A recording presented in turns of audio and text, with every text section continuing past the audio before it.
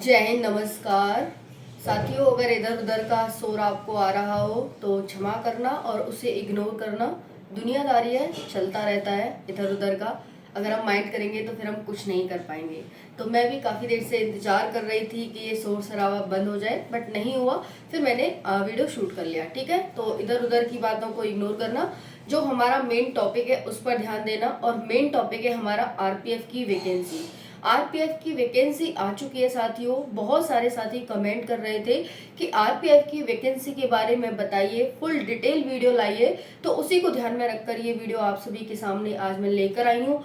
इसमें आपको बहुत सारी जानकारी देखने को मिलेगी, सीखने को मिलेगी, जानने को मिलेगी। तो साथियों, वीडियो को स्टार्ट करेंगे। सभी साथी चैनल को सब्सक्राइब कर लेंगे, वीडियो को लाइक कर देंगे, जिससे कि मैं आपको आरपीएफ से रिलेटेड हर वीडियो प्रोवाइड करूं और इम्पोर्टेंट इंफॉर्मेशन आपको दूं साथियों। ठीक है, तो चलिए साथियों, यहाँ पर देखते हैं आरपीएफ वैकेंसी। आरपीएफ कांस्टेबल की वैकेंसी है। अगर हम अदर स्टेट के कांस्टेबल और आरपीएफ की, यानी स्टेट के कांस्टेबल और आरपीएफ के कांस्टेबल की बात करें तो जमीन आसमान का डिफरेंस है साथियों। पहले मैं आपकी इसको विशेषताएं बताना चाहूंगी कि इसकी क्या विशेषता है, क्यों आप इसमें फॉर्म अप्लाई करें। इसकी विशेषता जानने के बाद अगर आपने कभी आरपीएफ के बारे में सोचा भी नहीं होगा, फिर भी आपको लगेगा कि नहीं, आरपीएफ तो बेस्ट है। तो देखिए, चलिए बात करते हैं। आरपीएफ रेलवे प्रोटेक्शन फोर्स की ये भर्ती है। रेलवे प्रोटेक्शन फोर्स में आपको कांस्टेबल बनने का मौका मिलता है और बहुत ही अच्छी जॉब है साथियों, एकदम बढ़िया वाली। कांस्टेबल जो स्टेट के कांस्टेबल होते हैं और ये कांस्टेबल होते हैं, काम का भी बहुत ज्यादा डिफरेंस आ जाता है।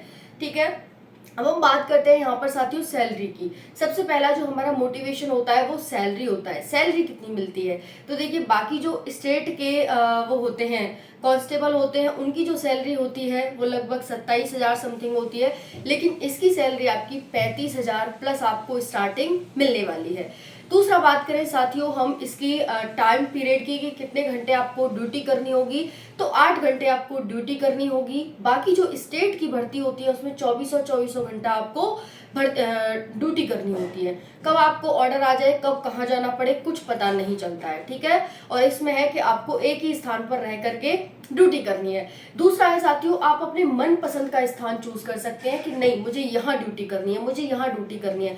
अगर आप दिल्ली में हैं और दिल्ली में रह करके ड्यूटी करना चाहते हैं तो आप यहाँ पर भी रह करके कर सकते हैं। ठीक है जी। तीसरा है, पहला हो गया सैलरी, दूसरा हो गया इसका जो टाइम पीरियड होता है ड्यूटी करने का वो। और साथियों नेक्स्ट हो गया आपका कि हेल्थ। आपको सारी सुविधाएं, आपको, आपके माता पिता को और आपके परिवार को, बीवी बच्चों को सारी सुविधाएं हेल्थ से संबंधित दी जाती हैं। आपको आने जाने का खर्चा सब कुछ सरकार की तरफ से होता है। बहुत सारी इसकी खूबियां हैं और आपका एक नाम होता है कि आप आरपीएफ में, रेलवे प्रोटेक्शन फोर्स में हैं आप। ठीक है, तो आपको सारी सुविधाएं यहाँ पर दी जाती हैं साथियों। और जो आपका सैलरी होती है वो आपके बहुत ही अच्छी है, बहुत ज्यादा। ठीक है, ये है। अब आप इसमें अप्लाई करने की सोच रहे हैं तो साथियों वैकेंसी आ गई है, और आप नहीं भी सोच रहे हैं तब भी सोच लीजिए, क्योंकि बहुत अच्छी वैकेंसी है और अच्छी खासी पोस्ट पर ये भर्ती है साथियों। ठीक है, चलिए बात करते हैं यहाँ पर आरपीएफ रेलवे प्रोटेक्शन फोर्स कितनी पोस्ट है इसमें। तो देखिए, जो ये भर्ती आई है साथियों वो आई है 4208 पोस्ट पर। कितनी पोस्ट पर है साथियों, 4208 पोस्ट पर भर्ती है। हर एक बारे में हर एक बात पर बात करेंगे, हर एक जानकारी पर बात करेंगे। आपकी apply date, qualification, fees, age, और किस भूतपूर्व सैनिक है तो क्या एज होनी चाहिए। उसके बाद ये सब सिलेक्शन प्रोसेस, पीईटी में कितने बच्चे बुलाए जाएंगे, पीईटी में क्या क्या होता है, क्या रनिंग लॉन्ग हाइज होती है कि नहीं होती है, बात करेंगे। सैलरी क्या है ये तो हम बता ही चुके। फिर आपको आपका सिलेबस बताएंगे और आपका पेपर किस किस भाषा में आपको देखने को मिलेगा ये भी बताएंगे। ठीक है जी, चलिए स्टार्ट करते हैं। तो साथियों यहाँ पर हो जाएगी आपकी अप्लाई डेट क्या है। तो आप सभी की जो अप्लाई डेट है वो है साथियों 15 अप्रैल से फॉर्म भरे जा रहे हैं और 14 मई तक फॉर्म भरे जाएंगे। 1 महीने तक ये चलने वाला है। आज 14 अप्रैल है जब ये वीडियो बनाया जा रहा है। 15 अप्रैल यानी कल से फॉर्म भरे जा रहे हैं। डॉक्यूमेंट अपने तैयार कर लो साथियों। 10th लेवल की वैकेंसी है तो आप सभी को 10th की मार्कशीट चाहिए होगी। जिस भी कास्ट से है वो कास्ट सर्टिफिकेट चाहिए होगा, सेंट्रल का चाहिए होगा, ठीक है, किसका, सेंट्रल का, ठीक है। उसके बाद आपको जिस भी स्टेट से बिलोंग करते हैं निवास प्रमाण पत्र चाहिए होगा आपको, और बस फोटोकॉपी और आईडी कार्ड, बस इतना, आईडी चाहिए होगी, बस इतना चाहिए होगा, ठीक है। चलिए अब बात करते हैं क्वालिफिकेशन की। तो 10th पास आप होने चाहिए। नेक्स्ट है साथियों फीस क्या है। तो देखिए जनरल की जो फीस है मेल की वो है 500 रुपए। फिर ओबीसी SC ST मेल की फीस 500 रुपए। उसके बाद साथियों ऑल कैटेगरी फीमेल कैंडिडेट की जो फीस है वो है 250 रुपए, ठीक है जी। ये दोनों मेल की फीस है और ये सभी कैटेगरी की कैंडिडेट फीमेल के लिए 250 रुपए फीस है। एज की बात करेंगे तो साथियों यहाँ पर एज है आपकी 18 से 28 वर्ष, और ओबीसी को यहाँ पर 3 वर्ष का एज रिलैक्सेशन है और SC ST को यहाँ पर 5 वर्ष का एज रिलैक्सेशन है साथियों, ठीक है। इतना समझ आ गया। अब उसके बाद बात करते हैं भूतपूर्व सैनिक है तो एज क्या रहेगी। अगर आप भूतपूर्व सैनिक है तो जनरल को 3 वर्ष का एज रिलैक्सेशन 18 से 28 में, ओबीसी को 6 वर्ष और SC ST को 8 वर्ष का। उम्मीदवार जो 1 जनवरी 1980 से 31 दिसंबर 1989 तक जम्मू कश्मीर का निवासी था उसको भी यहाँ पर एज रिलैक्सेशन मिलेगा।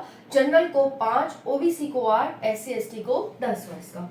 दोबारा से सुनेंगे, ऐसा उम्मीदवार जो 1 जनवरी 1980 से 31 दिसंबर 1989 तक जम्मू कश्मीर का निवासी था उसे भी यहाँ पर एज रिलैक्सेशन दिया गया है, ठीक है जी।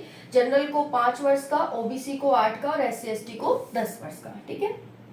चलिए अब हम बात कर लेते हैं यहाँ पर, अगर आप केंद्र सरकार या भूतपूर्व सैनिक के अलावा अन्य कर्मचारी हैं और आप जनरल कैटेगरी से हैं तो 3 वर्ष की और निरंतर सेवा आप कर चुके हैं तो आपको जनरल में 5 वर्ष का एज रिलैक्सेशन, ओबीसी में 8, SC ST में 10 वर्ष का एज रिलैक्सेशन।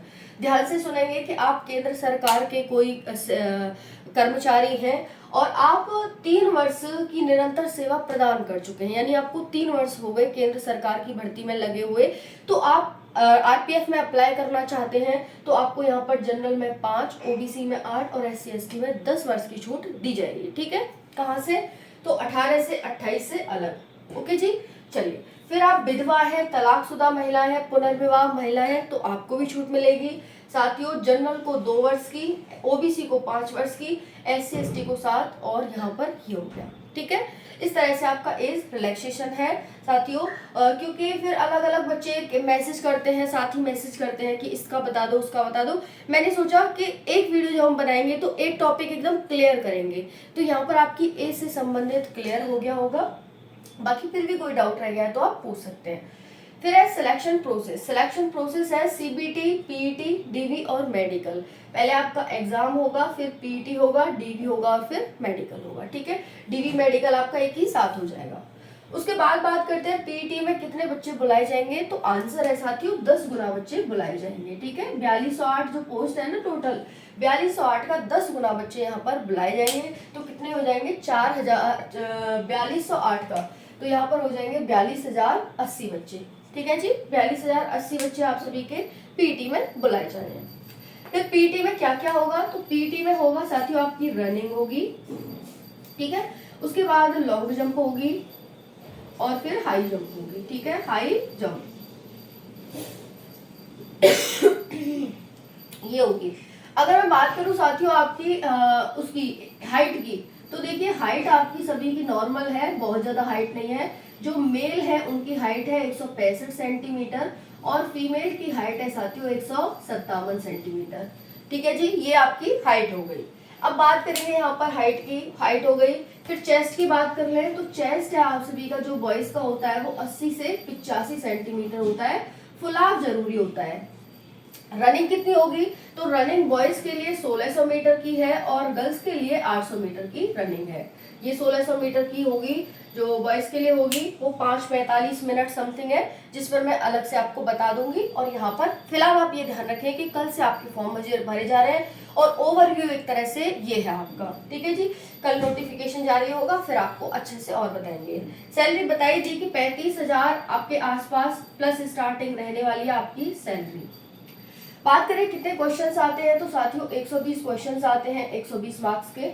एक क्वेश्चन है वो आपका 1 मार्क्स का रहता है, ठीक है। जीके जीएस से कितने क्वेश्चंस आते हैं, तो साथियों हम बात करेंगे यहाँ पर 120 क्वेश्चंस पूरे आते हैं। तो यहाँ पर जो ये क्वेश्चन आते हैं जीके जीएस 50 आते हैं, रीजनिंग से 35 आते हैं और मैथ से 35 आते हैं। मैथ अंक गणित आता है, ठीक है। 7 और 5 12 120 क्वेश्चंस हो जाते हैं। साथियों टाइमिंग क्या रहती है, 90 मिनट यानी 1.5 घंटा रहती है और नेगेटिव मार्किंग 1/3 रहती है, ठीक है जी, ओके। अब बात करते हैं किस किस भाषा में हमारा एग्जाम आएगा, तो ध्यान से देखना। पहला है इंग्लिश में आपको देखने को मिलेगा, हिंदी में आपको देखने को मिलेगा साथियों, फिर है उर्दू में भी आपको देखने को मिलेगा उर्दू, ठीक है। फिर उसके बाद साथियों गुजराती में भी आपको देखने को मिलेगा गुजराती, ठीक है। फिर गुजराती के बाद बात करें तमिल, तमिल में भी आपको देखने को मिलेगा। उसके बाद हो जाएगा असमिया, असमिया, ठीक है जी। फिर उसके बाद असमिया की बात करें गुजराती, गुजराती तो हो ही गई, पंजाबी, पंजाबी, ठीक है। और फिर पंजाबी के बाद आ जाएगा मणिपुरी, मणिपुरी, और फिर मणिपुरी के बाद साथियों मलयालम, फिर आपका कन्नड़, ठीक है जी, कन्नड़ हो गया। फिर हो गया कोंकणी, कोंकणी, और उसके बाद हो गया साथियों कोंकणी, यही है, बस इतना ही है, ठीक है। तो इन भाषाओं में आपका जो एग्जाम है वो देखने को मिलने वाला है। बहुत सारे साथी परेशान रहते हैं एग्जाम भाषा को लेकर के, तो ये रहने वाली है साथियों आपकी, ठीक है। तो ये था साथियों आपका, कल से फॉर्म भरे जा रहे हैं। बाकी कट ऑफ क्या रहती है वो भी मैं एक वीडियो बनाऊंगी, आपको जल्दी ही आपको चैनल पर देखने को मिलेगी। थैंक यू सो मच, जय हिंद।